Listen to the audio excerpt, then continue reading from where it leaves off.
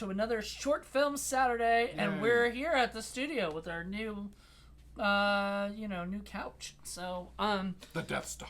Yes, we're here to talk about a little movie that you never saw. You never saw this, or have you? I remember seeing it. Yeah. Okay, so you had seen it because I think when it popped up, you're like, oh yeah, I know that movie. Yeah. It's called George Lucas in Love, and it's basically Shakespeare in Love meets Star Wars. You know, the beginning, like, instead of how Shakespeare became, Shakespeare or whatever, this is how George Lucas became George Lucas, and the inspirations that could have came to him or whatever. There's no dog thing in Shakespeare. He's like, always put a dog in there. Yeah, you didn't that would do have that. been fun. But no, there was no dog. It was just all the fun stuff that they kind of threw in the movie, and I thought it was cute. It's a cute little movie. And and Lisa Jacobs. This was Lisa Jacobs' last movie before she quit the industry, and it wasn't. Oh, I didn't know she quit the industry. Yeah, she retired, and it wasn't because of this movie. So don't think like, oh man, this movie drove her out. I've interviewed her. She just wasn't happy necessarily with it, but she was it as a kid. She did like Mrs. Doubtfire and Independence Day and a ton of other movies. She did a lot of stuff, and then she just decided one day she just wasn't, this wasn't her plan, and stuff. So she met a guy, and they moved to Virginia. Oh wow! So she lives in Charlottesville with our buddy John Johnson. Shame she won't come out of retirement for you or John Johnson. No, she's not. I mean, when I talked to her about it, she was very adamant about it. She just doesn't ever want to do it again. But she did do an interview recently with the Lawrence brothers, like Joey Lawrence and Matthew Lawrence, and everything about the film industry. And she talks a lot about how she's just not necessarily, like, even now today, she just has no interest in it. But she loved the stuff that she made, and she was very lucky, and she feels blessed to be able to do all of this stuff and to work with so many great people. But she just moved on. Not for everyone.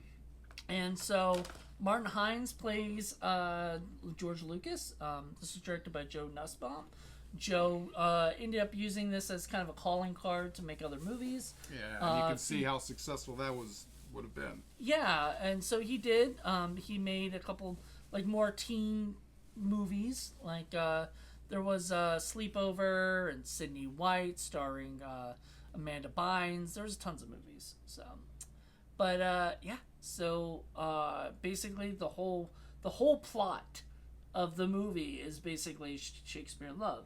So we see all these different people. There's the Jabba the Hutt. There's Yoda, which is funny because Yoda and Jabba the Hutt aren't in the original draft. But the idea is that where Shakespeare was getting his inspiration from, George Lucas was getting his inspiration from all these people at his school in USC. Right. If I'm correct, I believe I read that Joe Nussbaum actually was graduated from USC.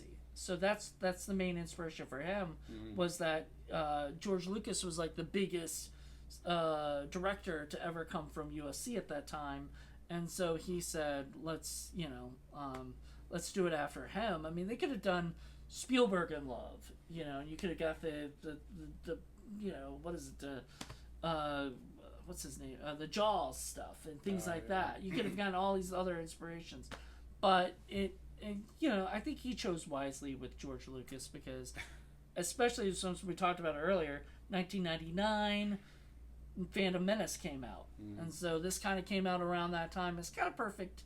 I don't know if they planned that or if that just was very fortunate timing. Very fortunate timing, but I think it really did do well. If you look at it, it's filmed really well. It sounds really good. There's just all this stuff that goes into it. For 8.5 minutes, it's very good. It moves quickly. There's not a lot of fluff. It's well acted. The sound is good. The lighting is all good. It's all the production is really good. And in fact, when they actually do credits, there's a ton of credits there. There's a lot of people who worked on that. Yeah. I mean, and I bet they didn't work. I bet they worked for pennies, basically, or maybe free, just to help out. It was basically like a student film that helped. Well, and that's what I was going to ask. Was this actually a student film? I don't think so though. Like I don't think he did it as a student film to put in like a student film festival or something. I think he did it. I think he just borrowed equipment or whatever, Nice. and just ended up, and getting people who knew what the hell they were doing. The director of photography worked on a lot of other people's projects. Everything fell together for him then. This is another one of those movies. As last month I did The Right Hook, which was also part of this thing called Short Films 101. It was this book that explained how to make short films and used this movie and Right Hook and all these different other movies as examples of what to do on a low budget. I mean, and they even gave you the budgets, so it told you how much it cost for this kind of thing. I just don't have the book. I think you might have taken the book into your office and there, because I've seen it in your office before. The Short Films 101. I think you were probably checking it out and whatnot. But it's an amazing book, and I absolutely love it. And it was one of the things that like really influenced me when I first started working on shorts and stuff. And to this day, I still work on short films occasionally. I'm trying to get away from that, but just because we all want to go into features eventually. But it's short films are a good way to just make something and to show people what you can do. Absolutely. And on a very little budget, and hiring the right people, hiring Lisa and Martin and everybody else that was involved. Timothy Dowling, I think, was the guy who played Hal, which was the Han. And I guess you don't have to worry about getting permission from like Lucas or any of those. No, when you use a person, like a real person's name and everything, you're actually, if they're a historical figure, you're allowed to use them. So he's an historical figure, so you can do that. And he doesn't really use any of the names either. He's just, you know what I mean? Other than Lucas, like he says, you're George. She says you're George Lucas, and everybody else is a different name. She doesn't say her name is Leah. No, she says Marion, which I thought was like, what was that? Like, why was it Princess Leia, Marion? I don't know what the.